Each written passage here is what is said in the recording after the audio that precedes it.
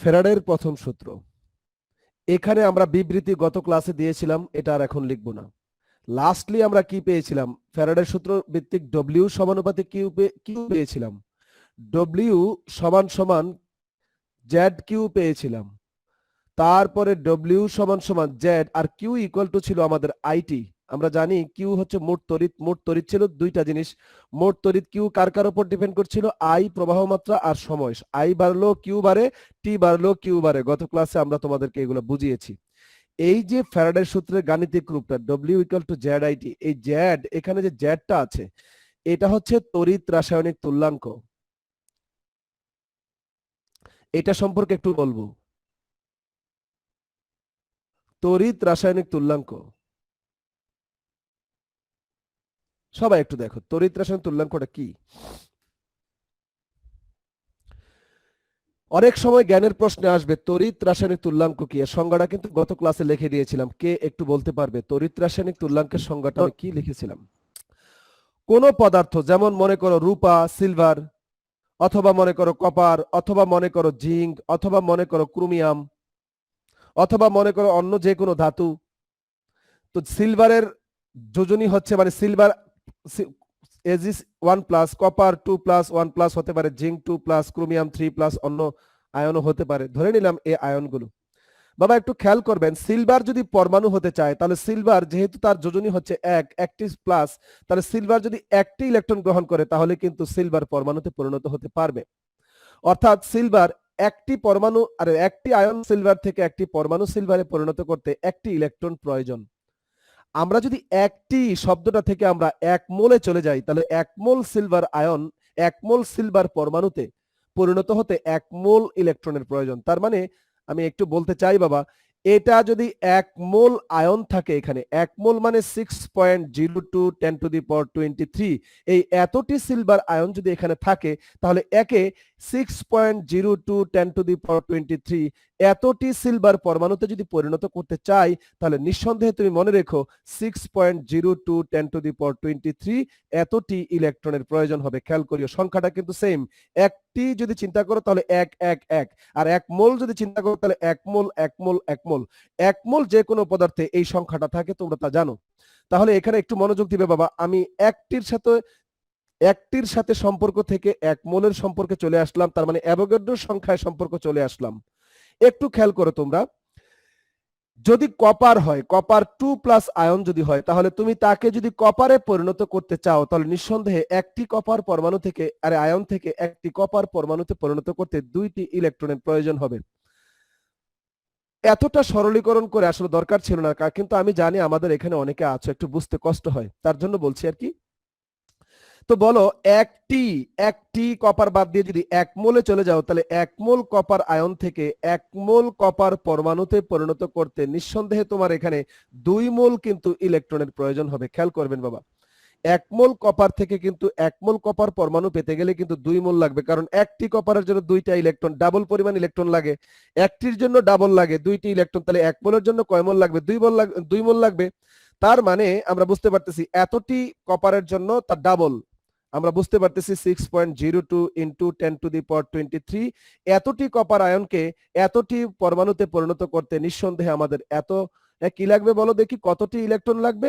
বুঝতেই পারতেছি 2 × 6.02 10⁻23, হ্যাঁ এতটি কিন্তু ইলেকট্রন লাগবে আমাদের। হ্যাঁ, তার মানে 2 মোল, তার মানে 2 মোল ইলেকট্রনের চার্জ, 2 মোল ইলেকট্রনের চার্জ ইকুয়াল টু হচ্ছে 2 ফ্যারাড। গতকালকে আমরা ফ্যারাড সম্পর্কে বলেছিলাম, ফ্যারাডের সংজ্ঞা আমরা দিয়েছিলাম, 1 মোল ইলেকট্রনের চার্জ ইকুয়াল টু 1 ফ্যারাড। তার মানে আমরা বলতে পারি 1 ফ্যারাড বিদ্যুৎ যদি তুমি দ্রবণের ভিতর দিয়ে চালনা করো, 1 ফ্যারাড বিদ্যুৎ চালনা করলে সিলভার কতগুলো গিয়ে জমা হবে ক্যাথোডে? 1 ফ্যারাড বিদ্যুৎ চালনা করা মানে এত মোল, মানে 1 মোল ইলেকট্রন চালনা করা। বাবারে একটু কথাটা শুনিও, 1 ফ্যারাড বিদ্যুৎ চালনা করা মানে সেখানে 1 মোল ইলেকট্রন প্রবাহিত হয়েছে। 1 মোল ইলেকট্রন দ্বারা সিলভার কতগুলো জমা হবে গিয়ে? 1 মোল সিলভার জমা হবে। 1 মোল সিলভারের ভর কত? আমরা জানি সিলভারের পারমাণবিক ভর 107.8 এর কাছাকাছি, আমরা 108ই ধরবো। তাহলে 108 গ্রাম সিলভার মানে হচ্ছে 108 গ্রাম সিলভার মানে হচ্ছে 1 মোল সিলভার। আর কপারের পারমাণবিক ভর হচ্ছে 63.5, তার মানে 63.5 গ্রাম কপার মানে হচ্ছে 1 মোল কপার। আমার এই যে আলোচনাটা, এখান থেকে তোমরা আরেকটু দেখো ক্রোমিয়াম যদি হয়, ক্রোমিয়াম হচ্ছে 3+, তাহলে একটি ক্রোমিয়াম জমা করতে তোমার 3টি ইলেকট্রন লাগে। তাহলে বলো 1 মোল ক্রোমিয়ামকে যদি জমা করতে চাও তাহলে 3 মোল কিন্তু ইলেকট্রনের প্রয়োজন হবে। তাহলে 1 মোল ক্রোমিয়াম তোমার ক্যাথোডে জমা হবে। ক্রোমিয়ামের পারমাণবিক ভর হচ্ছে 52, তার মানে 52 গ্রাম ক্রোমিয়াম কিন্তু ক্যাথোডে জমা হবে। কতটুকু বিদ্যুৎ চালনা করার কারণে? 3 মোল ইলেকট্রন, তার মানে 3 ফ্যারাড বিদ্যুৎ চালনা করার কারণে। তো আমরা এখান থেকে কি বুঝলাম দেখো একটু, 1 ফ্যারাড বিদ্যুৎ চালনা করলে সিলভার যদি দ্রবণে থাকে তাহলে 1 মোল সিলভার জমা হবে। প্লিজ 2 ফ্যারাড বিদ্যুৎ চালনা করলে কপার যদি দ্রবণে থাকে তাহলে 1 মোল কপার গিয়ে জমা হবে, তার মানে 63.5 গ্রাম কপার ক্যাথোডে জমা হবে। তুমি যদি বিদ্যুৎ প্রবাহিত করো 3 ফ্যারাড 3F, তাহলে ক্রোমিয়াম যদি দ্রবণে থাকে তাহলে ক্রোমিয়ামের 1 মোল জমা হবে। বাবা একটু কথাটা বুঝবেন। তাহলে আমরা বুঝতেছি সকল পদার্থের 1 মোল ক্যাথোডে জমা করতে, সকল পদার্থের 1 মোল ক্যাথোডে জমা করতে একই পরিমাণ বিদ্যুৎ লাগবে না। কারো জন্য 1 ফ্যারাড লাগে, কারো জন্য 2 ফ্যারাড লাগে, কারো জন্য 3 ফ্যারাড লাগে। তার মানে কারো 1 মোল জমা করতে 1 ফ্যারাড বিদ্যুৎ হলেই চলে, আবার কারো 1 মোল জমা করতে 2 ফ্যারাড বিদ্যুৎ লাগে, আবার কারো 1 মোল জমা করতে 3 ফ্যারাড বিদ্যুৎ লাগে। তার মানে এটা ডিপেন্ড করছে কার উপর? তার যোজনীর উপর। সিলভার আয়ন যেহেতু 1+ আয়ন ছিল, তাহলে তাকে জমা করতে মাত্র 1 ফ্যারাড বিদ্যুৎ যথেষ্ট ছিল। কারণ কি?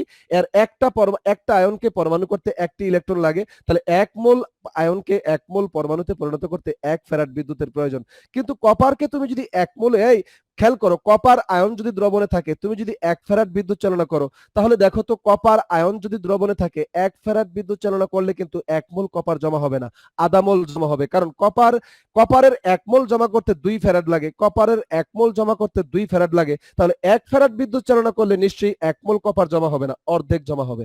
তাহলে নিশ্চিত ক্রোমিয়ামের ক্ষেত্রে খেয়াল করো, ক্রোমিয়ামের 1 মোল জমা করতে তোমার 3 ফ্যারাড বিদ্যুৎ লাগে। তাহলে তোমাকে যদি বলা হয় 1 ফ্যারাড বিদ্যুৎ চালনা করলে ক্যাথোডে কত গ্রাম ক্রোমিয়াম জমা হবে, কে বলতে পারবে এটা দেখে?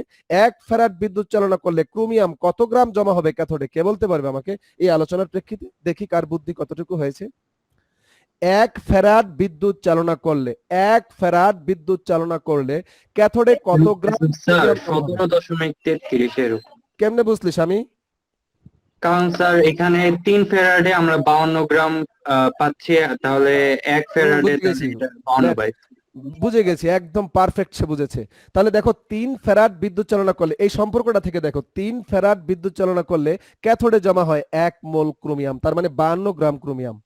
তাহলে 52 গ্রাম ক্রোমিয়াম জমা হয় কয় ফ্যারাড দ্বারা? 3 ফ্যারাড দ্বারা। তাহলে 1 ফ্যারাড দ্বারা তোমার কত গ্রাম ক্রোমিয়াম জমা হবে? ঐকিক নিয়ম করে ফেলবা, খুব সিম্পল বিষয়টা। আচ্ছা, এটা তো বুঝলাম স্যার। এবার আরেকটু দেখো তো, ফ্যারাডের প্রথম সূত্র আমাদের ছিল ডব্লিউ সমানুপাতিক Q, W equal to Z Q, W equal to Z I T, তড়িৎ রাসায়নিক তুল্যাঙ্ক। আর এই যে বিষয়টা, হ্যাঁ, এগুলো আমরা একটু লিখবো, এবং বাসায় অবশ্যই স্ক্রিনশটটা ওই অবস্থায় থাকবে না, ভার্চুয়ালে থাকবে না, তোমরা অবশ্যই এগুলো একটু লিখিও। যেমন দেখো, আমরা বললাম একটা সিলভার আয়ন, একটা সিলভার পরমাণু হতে একটি ইলেকট্রনের প্রয়োজন। 1 মোল সিলভার আয়ন 1 মোল সিলভারে পরিণত হতে 1 মোল ইলেকট্রনের প্রয়োজন, তার মানে 1 ফ্যারাড বিদ্যুতের প্রয়োজন। 1 ফ্যারাড বিদ্যুৎ চালনা করলে সিলভার গিয়ে ক্যাথোডে জমা হবে 1 মোল, তার মানে 108 গ্রাম সিলভার জমা হবে। আর 2 মোল ইলেকট্রন বা 2 ফ্যারাড বিদ্যুৎ চালনা করলে কপার গিয়ে জমা হবে 63.5 গ্রাম, তার মানে কপারের 1 মোল। আর 3 ফ্যারাড বিদ্যুৎ চালনা করলে তোমরা দেখো ক্রোমিয়াম গিয়ে জমা হচ্ছে 52 গ্রাম। তার মানে এই যে সম্পর্কটা, এখান থেকে একটু কথা বলতে চাই, সবাই একটু দেখো তো। আমি যদি প্রশ্ন করি তোমাকে, তোমাদের একটা সম্পর্ক গত ক্লাসে দেখিয়েছিলাম যে 1 ফ্যারাড ইকুয়াল টু হচ্ছে 96500 কুলম্ব। গত ক্লাসে আমি তোমাদেরকে এটা দেখিয়েছিলাম। 1 ফ্যারাড, এটা ফ্যারাডো চার্জের একক, কুলম্ব চার্জের একক। তো 1 ফ্যারাড ইকুয়াল টু কত কুলম্ব? 96,500 কুলম্ব প্রায়, হ্যাঁ। তো এখন তোমাকে যদি একটা প্রশ্ন করি, দেখো আমি আবার বলছি বাবা, সিলভার নাইট্রেট, মনোযোগ দিবে বাবা, সিলভার নাইট্রেট এর জলীয় দ্রবণের ভিতর দিয়ে,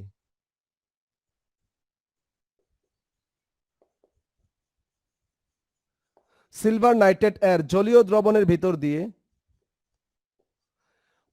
50 কুলম্ব বিদ্যুৎ চালনা করলে, বিদ্যুৎ চালনা করলে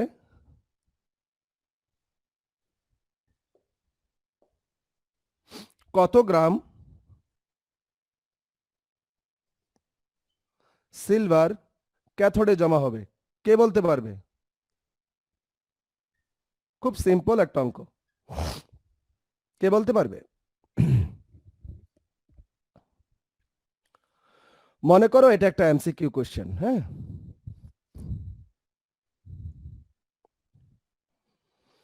তোমাকে প্রথমেই দেখতে হবে সিলভার নাইট্রেটের মধ্যে সিলভার হচ্ছে কি? Silver ion. তাহলে তোমাকে সিলভার আয়ন থেকে সিলভার পরমাণুতে পরিণত করতে কি লাগবে? এই সম্পর্কটা 1 মোল সিলভার 1 মোল ইলেকট্রন 1 মোল সিলভার পরমাণু। বোঝার চেষ্টা করিও, কেমন? আচ্ছা, এখন এখান থেকে 1 মোল মানে হচ্ছে 108 গ্রাম। আচ্ছা, তার মানে 1 মোল ইলেকট্রন মানে হচ্ছে 1 ফ্যারাড। তাহলে আমরা বলতে পারছি 1 ফ্যারাড বিদ্যুৎ চালনা করলে 108 গ্রাম সিলভার গিয়ে ক্যাথোডে জমা হয়। তাহলে উপরের সমীকরণ মতে কি লেখা যায়? উপরের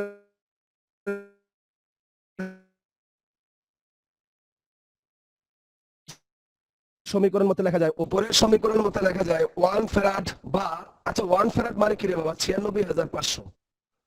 এত কুলম বিদ্যুৎ দ্বারা জমা হয় 108 গ্রাম সিলভার। সবাই একটু খেয়াল করো, 1 ফ্যারাড বা 96,500। 1 ফ্যারাড যেই কথা, 96,500 কুলম একই কথা। কারণ তোমাকে প্রশ্ন করেছে 50 কুলম বিদ্যুৎ চালনা করলে কত গ্রাম সিলভার জমা হবে। তাহলে আমাদের যে সম্পর্কটা, এখান থেকে আমরা কি বুঝি? 1 ফ্যারাড বিদ্যুৎ চালনা করলে 108 গ্রাম মানে 1 মোল সিলভার জমা হয়। তো 1 ফ্যারাড মানে হচ্ছে 96,500 কুলম। তাহলে 96,500 কুলম বিদ্যুৎ দ্বারা জমা হয় 108 গ্রাম। 1 কুলম দ্বারা কত? 50 কুলম দ্বারা কত? খুব ইজি বিষয়। ঠিক কিনা বলো বাবা? সবাই বুঝতেছো তোমরা? জি স্যার, বুঝতে পারছি। খুব সহজ বিষয় কিন্তু আলোচনা করছি। রুবায়াতকে বলছিলাম, আমার মেয়েরা কই? আমার মেয়েরা কথা বলে না কেন? ওরা কি বুঝতেছে? সবাই একটু খেয়াল করো, এই যে আমাদের প্রশ্নটা সিলভার নাইট্রেট না হয়ে যদি কেউ বলতো যে এখানে কপার সালফেট দ্রবণের ভিতর দিয়ে, তাহলে এটা হোমওয়ার্ক। এই অঙ্কটাই সিলভার নাইট্রেটের জায়গায় কপার সালফেট অথবা ক্রোমিয়াম সালফেট। বাবা একটু খেয়াল করবেন আপনারা, এটা হচ্ছে ক্রোমিয়াম সালফেট অথবা জিঙ্ক সালফেট। অঙ্কগুলো করবেন ঠিক সেম অঙ্কটা পদার্থের জায়গায় কি হবে? Copper sulphate, chromium sulphate, zinc sulphate. হয়তো বিদ্যুতের এখানে বলছে 50 কুলম না হয়ে 10 কুলম হতে পারে, 150 কুলম হতে পারে। এই সংখ্যাটা চেঞ্জ হতে পারে, এই পদার্থটা চেঞ্জ হতে পারে। অঙ্কগুলো একটু করবেন, না পারলে আমার নাম নিবেন, দেখবেন যে স্মরণে চলে আসবে। আল্লাহর নাম নিবেন প্রথমে। আল্লাহর নাম নেওয়ার পর অবশ্যই চলে আসার কথা, কারণ আল্লাহ মানুষকে এমনি সহায়তা করে। তারপরও আমাকে স্মরণ করবেন। আপনি মেসেঞ্জারে স্মরণ করতে পারেন, আপনি আমাকে যেভাবে ফোন দিতে পারেন, স্যার এই জিনিসটা বুঝি না একটু বলে দেন। স্মরণ হয়ে গেলে আমাকে স্মরণ হলেই আমাকে ফোন দিও। যদি প্রয়োজন হয় খুব খুশি হবো, ভীষণ খুশি হবো। তোমরা যদি পড়ার জন্য ফোন দাও, ভীষণ খুশি হই। কেউ যদি পড়ার জন্য ফোন দেয়, স্যার এই জিনিসটা পড়তেছি, স্যার আমি বুঝি নাই, বা মেসেজ একটু ইনবক্স করো, ভালো লাগে যে না আমার কেমিস্ট্রিটা পড়তেছে। এটা একটা তুষ্টির বিষয়, এটা আনন্দের বিষয়। তো এই অঙ্কগুলো করবা। এখন তোমরা আমরা যে মূল কথা, যেটা হচ্ছে তড়িৎ রাসায়নিক তুল্যাঙ্কের দিকে কিন্তু যাচ্ছি। তো আমার পাশাপাশি এই জিনিসগুলো একটু তোমাদের এমসিকিউতে এগুলো আসে অনেক সময়, অথচ সহজ বিষয় অনেক সময় আমরা পারি না। তা এগুলা নিয়ে একটু কথা বললাম। এবার দেখো, আমি তড়িৎ রাসায়নিক তুল্যাঙ্কের দিকে যাচ্ছি। তড়িৎ রাসায়নিক তুল্যাঙ্কটা বুঝাইতে আমার এটা লাগতো। তো এখন তুমি চাইলে এটা স্ক্রিনশট দিতে পারো। জি স্যার, ক্লিয়ার। ফাইন, আলহামদুলিল্লাহ। দেখো এবার, তাহলে এটা মুছে ফেললাম। হ্যাঁ,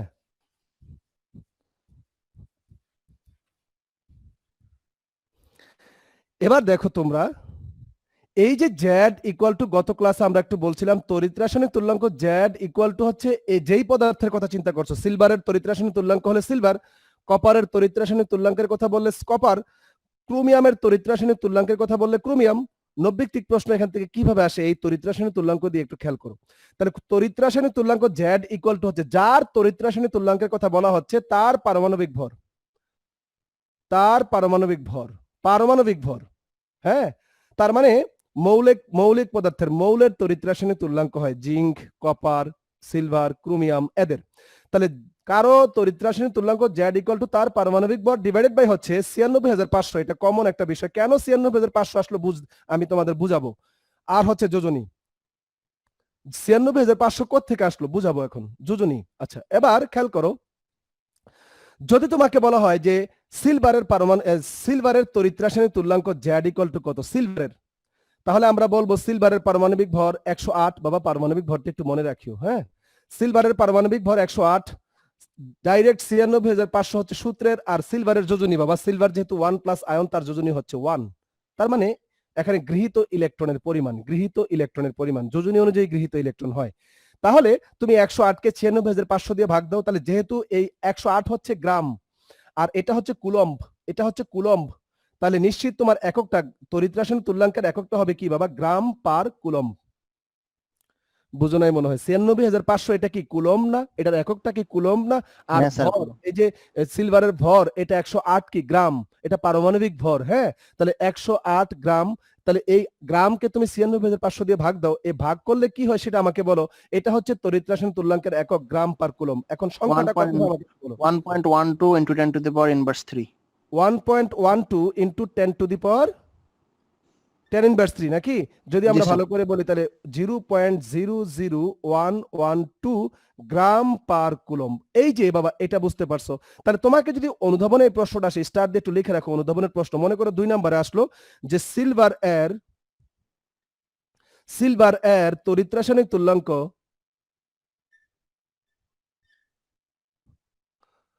তড়িৎ রাসায়নিক তুল্যাঙ্ক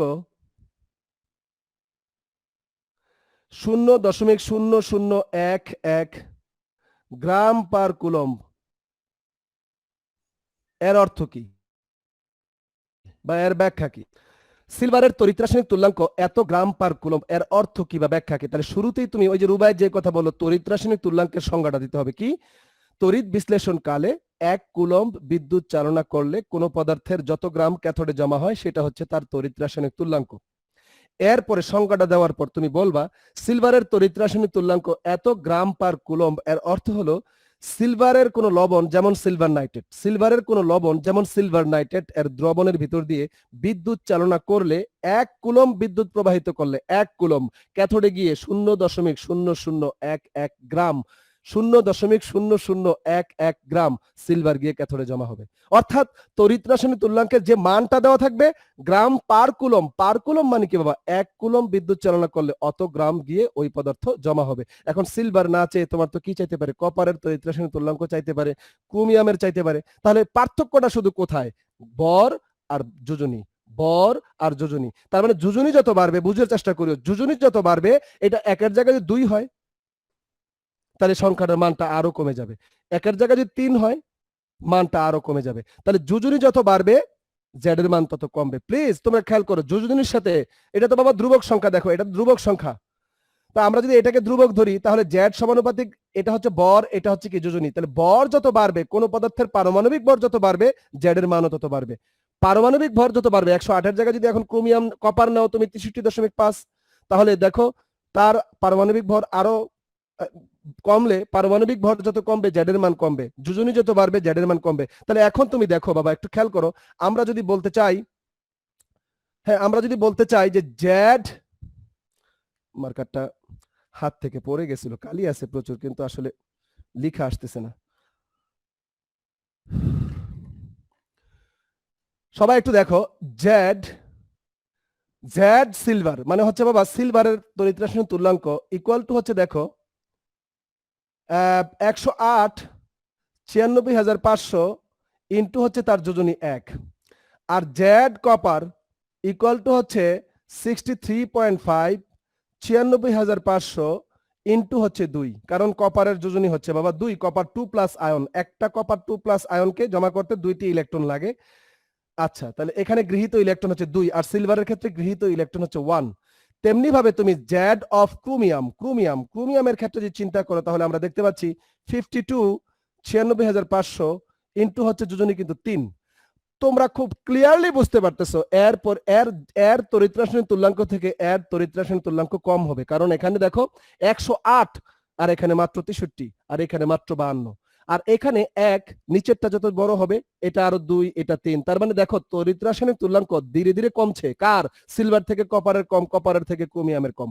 তাহলে এই তড়িৎ রাসায়নিক তুল্যাঙ্ক 96,500 উপর ডিপেন্ড করে নাকি পারমাণবিক ভর আর গৃহীত ইলেকট্রনের উপর ডিপেন্ড করে? হ্যাঁ, যোজনীর উপর ডিপেন্ড করছে। তাহলে যোজনী যত বাড়বে তার তড়িৎ রাসায়নিক তুল্যাঙ্ক কমতে থাকবে, ভর যত বাড়বে তড়িৎ রাসায়নিক তুল্যাঙ্ক বাড়তে থাকবে, ভর যত কমবে তড়িৎ রাসায়নিক তুল্যাঙ্ক কমতে থাকবে। তার মানে সবার তড়িৎ রাসায়নিক তুল্যাঙ্ক কিন্তু একরকম নয়, এক এক পদার্থের তড়িৎ রাসায়নিক তুল্যাঙ্ক এক এক রকম।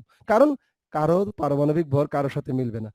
যোজনী হয়তো মিলতে পারে, যেমন দস্তার যোজনী কপারের যোজনী সেম, কিন্তু ভর নিশ্চয়ই এক না।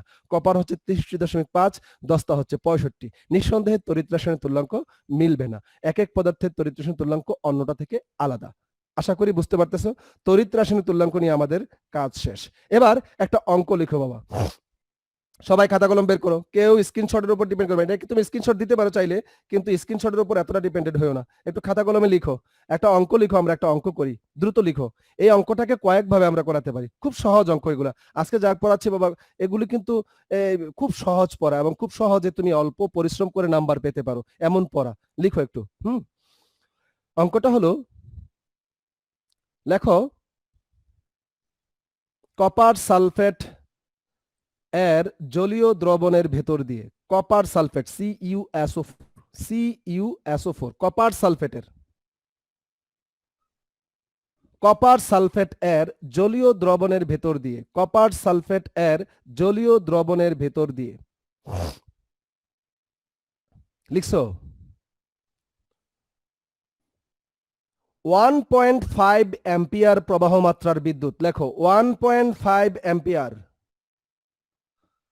প্রবাহ মাত্রার বিদ্যুৎ, মানে প্রবাহ মাত্রা হলো 1.5 অ্যাম্পিয়ার প্রবাহ মাত্রার বিদ্যুৎ। আমরা যে বিদ্যুৎটা চালনা করছি সেটা হলো 1.5 অ্যাম্পিয়ার প্রবাহ মাত্রার বিদ্যুৎ। তাহলে কপার সালফেটের জলীয় দ্রবণের ভিতর দিয়ে 1.5 অ্যাম্পিয়ার প্রবাহ মাত্রার বিদ্যুৎ 30 মিনিট যাবত চালনা করলে, 30 মিনিট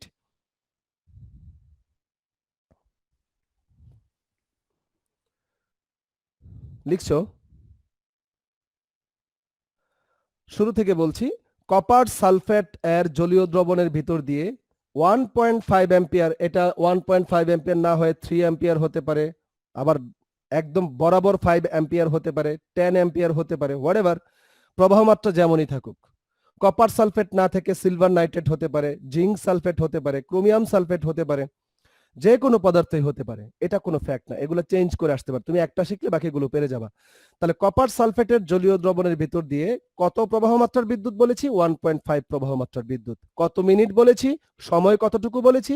এটা 1 আওয়ার হতে পারে, 1.5 আওয়ার হতে পারে, হাফ এন আওয়ার হতে পারে, মানে 30 মিনিটসের কথা, 10 মিনিটস বলতে পারে, 15 মিনিটস বলতে পারে, হোয়াটএভার। তাহলে আমরা এখন বলছি, আমাদের এখনকার অঙ্কে বলছি আমরা 1.5 অ্যাম্পিয়ার প্রবাহ মাত্রার বিদ্যুৎ 30 মিনিট বা 30 মিনিট যাবত চালনা করলে মানে প্রবাহিত করছো, চালনা করলে ক্যাথোডে কি পরিমাণ পদার্থ জমা হবে, বা ক্যাথোডে কি পরিমাণ কপার জমা হবে, ক্যাথোডে কি পরিমাণ পদার্থ জমা হবে, ক্যাথোডে কি পরিমাণ পদার্থ জমা হবে, বা কি পরিমাণ কপার জমা হবে। এই হচ্ছে আমাদের অঙ্কটা। সবাই একটু মনোযোগ দাও। শুরু থেকে আমি অঙ্কটা আবার বলছি, যারা লিখতে পারোনি, মিস করেছো কিছু, তাদের জন্য কি, কপার সালফেটের জলীয় দ্রবণের ভিতর দিয়ে 1.5 অ্যাম্পিয়ার প্রবাহ মাত্রার বিদ্যুৎ 30 মিনিট যাবত চালনা করলে ক্যাথোডে কি পরিমাণ কপার জমা হবে। এই হচ্ছে আমাদের অঙ্কটা।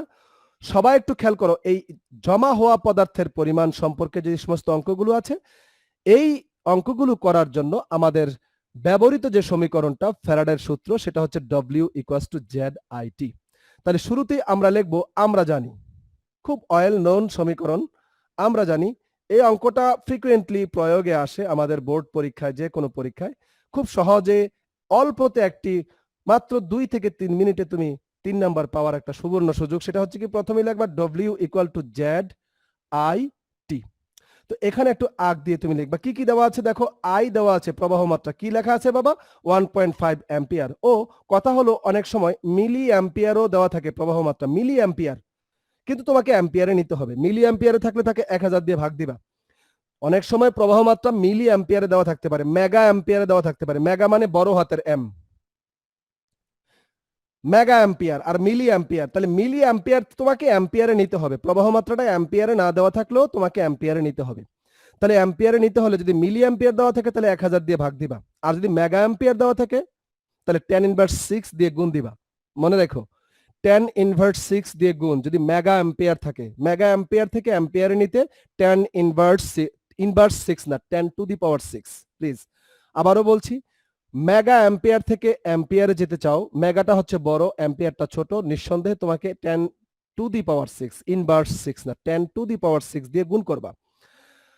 আর মিলি অ্যাম্পিয়ার প্রশ্নে দেওয়া থাকলে তখন সেখান থেকে অ্যাম্পিয়ারে যেতে গেলে বড়, মিলি অ্যাম্পিয়ার ছোট, তাহলে 1000 দিয়ে ভাগ দিবা, 10 টু দি পাওয়ার 3 দিয়ে ভাগ দিবা, অথবা 10 ইনভার্স 3 দিয়ে গুণ দিবা। মিলি অ্যাম্পিয়ারকে 10 ইনভার্স 3 দিয়ে গুণ অথবা 10 টু দি পাওয়ার 3 দিয়ে ভাগ, তাহলে এটা অ্যাম্পিয়ারে চলে যাবে। Mind it. তাহলে অ্যাম্পিয়ারে আমাদের নিতে হবে। প্রবাহ মাত্রা অ্যাম্পিয়ারে নাও থাকতে পারে, অনেক সময় মিলি অ্যাম্পিয়ারে থাকতে পারে, মেগা অ্যাম্পিয়ারে থাকতে পারে, হোয়াটএভার। আই আমাদের আজকের প্রশ্নে দেওয়া আছে, আই ইকুয়াল টু অ্যাম্পিয়ারে দেওয়া আছে ডিরেক্টলি, তাই আমরা এটাকে কিছুই করার প্রয়োজন নেই। সময় টি ইকুয়াল টু দেওয়া আছে 30 মিনিটস। মনে রাখবা, ঘন্টায় থাকুক আর মিনিটে থাকুক, সময়টাকে সেকেন্ডে নিতে হবে। কোনো অঙ্কই আমরা মিনিটে রেখে করব না। তাহলে নিঃসন্দেহে 30 মিনিট ইন্টু হচ্ছে সেকেন্ড, 60 দিয়ে যদি আমরা গুণ করি তাহলে এখানে 1800 সেকেন্ড হয়ে যাবে। যখনই 60 দিয়ে গুণ দিবা আর মিনিট থাকবে না, সেকেন্ড হয়ে যাবে, তাহলে সেকেন্ড হয়ে গেল। টিও পেয়ে গেলাম, আই পেয়ে গেলাম। এবার বাবা বলেন তো জ্যাড ইকুয়াল টু কি? কোন পদার্থের কথা বলা হচ্ছে? কোন পদার্থের দ্রবণের ভিতর দিয়ে তুমি বিদ্যুৎ চালনা করছো? Copper sulphate. তাহলে নিশ্চয়ই কপার ক্যাথোডিকে জমা হবে। এখন কপারের পারমাণবিক ভর লাগবে আমার 63.5, 63.5 ডিভাইডেড বাই 96,500 ইন্টু হবে বাবা কপারের ব্যালেন্সই হচ্ছে 2, কপার 2 প্লাস আয়ন। কারণ কপার সালফেট সংকেত থেকেই বোঝা যায় কপারের এই লবণের কপারের কিন্তু 1 প্লাস আয়নও আছে। এখান থেকে কিন্তু কপার থেকে এই সংকেত থেকে বোঝা যায় কপার সালফেটের এখানে কপারের ব্যালেন্সই হচ্ছে কত? 2, সালফেটের 2। তাহলে নিঃসন্দেহে তোমরা বুঝতে পারতেছো এটা হবে কপারের তড়িৎ রাসায়নিক তুল্যাঙ্ক। হিসাব করে একটু বলো তড়িৎ রাসায়নিক তুল্যাঙ্কটা কত? এটা জাস্ট হিসাব করে আমাকে বলো। এককটা হচ্ছে গ্রাম পার কুলম। তোমার একক এগুলো লেখার দরকার না, শুধু মানটা লিখলেই চলবে। এখন একক লেখা আমাকে বলিও। এখন এই মানগুলো যদি আমরা এখানে বসাই দেই, অর ডব্লিউ ইকুয়াল টু কত? জেড এর মান বসাবা, আই এর মান বসাবা, টি এর মান বসাবা, ইকুয়াল টু যা আসবে ইউনিটটা হলো গ্রাম। তাহলে পদার্থ কত গ্রাম জমা হলো সেটা আমরা পেয়ে গেলাম। অঙ্ক করে ফেলো বাবা, দ্রুত করে ফেলো, সময় আমাদের নেই, হোমওয়ার্ক রইল। 3.29 into 10 to the power inverse 4. Whatever. তো তোমরা এখানে এই অঙ্কগুলো দেখো, আমি তোমাকে 1 মিনিটে শেষ করছি। অনেক সময় অঙ্কটা এমন ভাবে চাইতে পারে, কপার সালফেট দ্রবণের ভিতর দিয়ে 1.5 অ্যাম্পিয়ার প্রবাহ মাত্রার বিদ্যুৎ কতক্ষণ চালনা করলে, কত সময় চালনা করলে এখন যে রেজাল্টটা পেয়েছো এত গ্রাম কপার ক্যাথোডে জমা হবে। তাহলে এখানে কিন্তু ভর দেওয়া আছে ডব্লিউ, বের করতে হবে কি? টি, সময় বের করতে হবে। অনেক সময় টি দেওয়া থাকতে পারে, ডব্লিউ দেওয়া থাকতে পারে, জেড দেওয়া থাকবে, বা বের করতে হবে আই বা প্রবাহ মাত্রা চাইতে পারে। তার মানে কোন অঙ্ক এটা প্রবাহ মাত্রা চাইতে পারে, সময় কতটুকু বিদ্যুৎ চালনা করতে হবে সেই সময় চাইতে পারে, কত গ্রাম কপার জমা হবে সেটাও চাইতে পারে। তো আমরা এইভাবে অঙ্কগুলো একটু মেন বই দেখে এই W equal to Z ID সংক্রান্ত অঙ্কগুলো আজকেই আমরা করব। একবারে লেট করব না, আলসেমি করব না, কালকে করব, পরশু করব, এগুলা যেন তোমাদের মধ্যে না থাকে। এই অঙ্কগুলো আজকে গিয়েই তুমি করে ফেলবে, খুব সহজ অঙ্ক। মেন বই খুললেই দেখবা অনেকগুলো অঙ্ক দেওয়া আছে W equal to Z ID সংক্রান্ত। এই সবগুলো অঙ্ক তোমাদের হোমওয়ার্ক রয়ে গেল। ক্লাসটা যেন আগামী ক্লাস আমি প্রত্যেকের জন্য এগুলো পাই। আমি একটু